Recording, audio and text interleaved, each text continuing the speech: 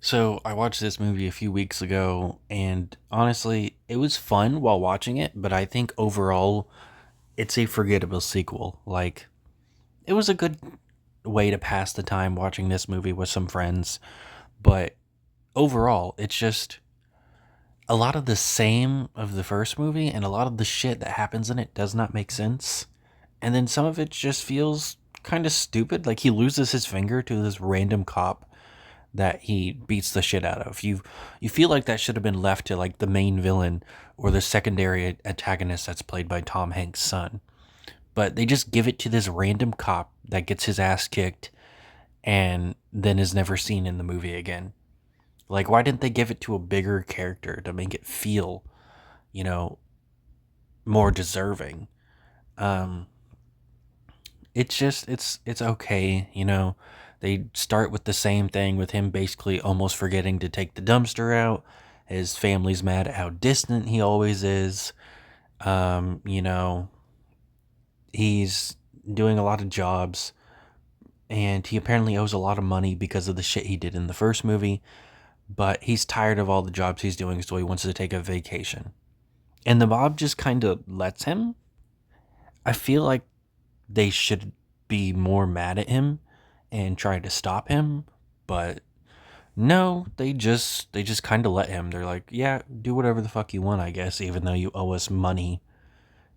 Like, what the fuck? That doesn't make much sense to me. Um so yeah, this movie's basically he wants to go on a vacation to some place his dad used to take him as a kid. It was like the one vacation he ever went on. So, he thinks it'll be fun. But it turns out that this place was like a basically like a crime town. Like, it's a small town that was just made to cover up crimes and to do crimes and shit like that. And that was the only reason his dad was there. And we get introduced to the main villain of the movie, whose name is Linda or something like that. Like, it's it's spelt weird on the cast, so I don't remember them saying it that often in the movie, so I don't remember how it's pronounced, but I guess I'll just call her Linda. Um, she's played by Sharon Stone. She's introduced in a scene where someone's cheating in her casino, so she kills him and his friends and even one of her workers, and then she tells them to burn the casino down. Yet later, we find out how mad she is about losing money. Why would she burn a whole casino down when she's that mad about losing money? And we already know that this is like a crime cover up town. So the cops are all paid off. She could have just killed the two guys and then, her worker if she wanted to, and then just like what would people do? Report her to the cops? She has the cops.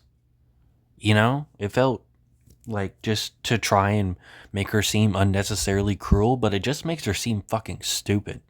She hates losing money, but then she burns down her whole casino and makes sure nobody leaves alive when she owns the cops. You own the cops. Who are they gonna fucking tell? Some cops in a different town? Like, what?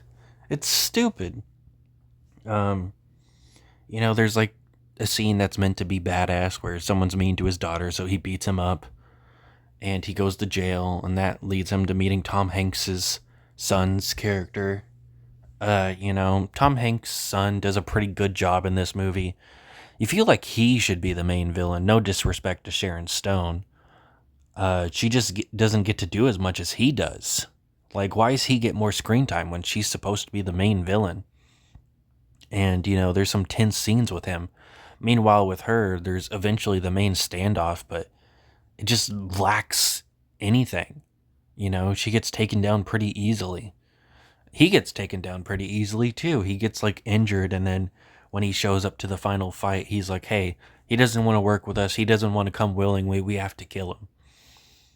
And then she just kills Tom Hanks's character for like no reason.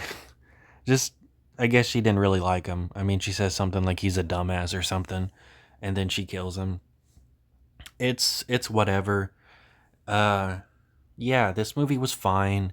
Christopher Lloyd didn't get to do that much. He was pretty badass in the first movie. He didn't do that much in that movie, but his screen time was worth it, you know? Like, only a few minutes of screen time, but every time he was on screen, he stole the show. In this movie, he doesn't really do anything.